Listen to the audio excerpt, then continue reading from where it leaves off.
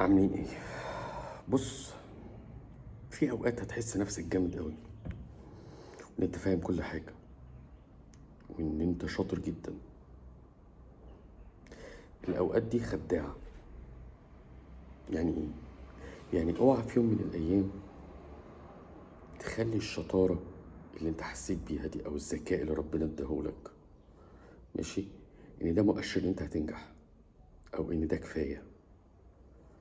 ماشي، لان هيجي واحد انت كنت دايما شايفه اقل منك ذكاء وعقليه، ماشي، بس هو عنده consistency، بيشتغل على نفسه وبيرقي نفسه، وتلاقيه فجأة سبقك وانت لسه واقف مكان محلك سر.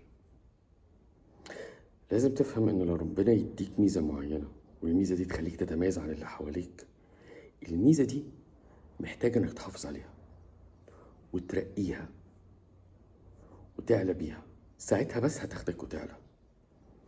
اما لو فضلت مآمن ان انت جامد قوي وان انت احسن واحد ربنا خلقه، صدقني مع الوقت كيرفك هينزل، وكل الناس اللي انت كنت شايفهم اقل منك بس هم بيشتغلوا على نفسهم هيبقوا اعلى منك، وانت فضلت راكن وساند ان انت عندك تالنت، او ان انت ذكي، او ان انت فاهم. ساعتها بس هتكتشف ان انت رجعت لورا وبقيت في اخر الصف. اشتغل على نفسك، متقفش مهما كنت جامد.